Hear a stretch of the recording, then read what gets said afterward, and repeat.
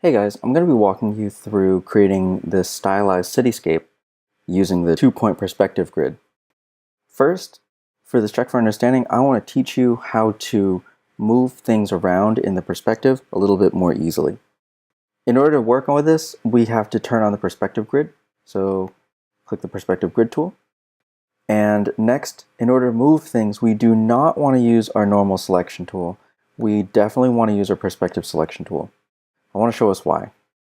If we move this with the selection tool, you'll notice that these no longer line up along the grid lines. And that's a really rough thing. However, if we click and switch to the perspective selection tool and we drag it, no matter where we move it, it kind of adjusts itself so it stays in perspective. So as we move this side, you'll notice that it's sort of locked to this orange side of the grid. And that's good. If you hold shift, it'll just maintain straight up and down, straight left and right, or kind of a diagonal. And that helps us maintain its positioning on the ground. So what I'll do is sort of try to move the building over here. Now, it's kind of an issue because this is on two separate pieces, two separate sides.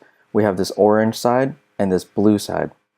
And as we try to click and drag this, you'll notice that as we try to move it over here, it's not gonna look the same because what's happening is that it's not moving back, it's just moving along this blue grid instead. So there's a couple ways we can deal with it, but honestly the easiest is going to be if it lines up here, you hold 5 and click and drag it. 5 will move it along its perpendicular axis instead. And we can hide our grid. The command once again is Shift Command I. So I'll walk us through that one more time just in case you need it. We need to see our grid, use your perspective selection tool, click and drag this one while holding Shift. Click and drag this one while holding 5 and line everything up. Perfect. Down here for the rest of the activity, what we want to do is to create another one of these buildings. This is what we've started with, and we want to create one of these other ones, or two of them actually. So once you have them done, group your side. So this is all grouped, this is all grouped, right? So I have 6 different groups here, and I'm going to make a copy of it.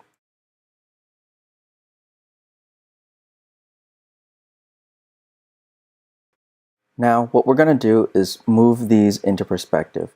I'll start with things sitting on the ground level, and it's easiest to line it up to the origin point right here to begin with, just so that they sort of lock into place. So using your perspective selection tool, click and drag and move it into the right spot. You'll notice that this is in the wrong one, and if that ever happens, a little shortcut is if you hover over the widget, they have different numbers next to them. So this one says right grid 3, which means that if I click and drag this and press 3 on my keyboard, it actually moves to that side.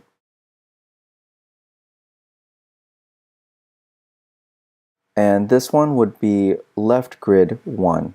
So I'll click and drag and click 1 to put it over here and lock it in place. I want to move it back, so I'm going to use that same technique I did in the check for understanding. Click and drag this and hold Shift. Click and drag this and hold 5. Now this one's going to be a little trickier because I have additional pieces up top. So let me just drag this kind of into the correct position and click and drag 5. I'll move it back. And it's okay to resize it if necessary.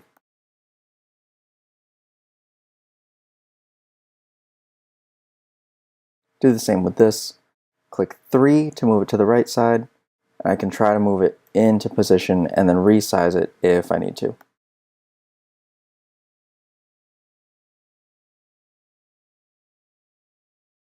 If it's not allowing you to resize, show the bounding box.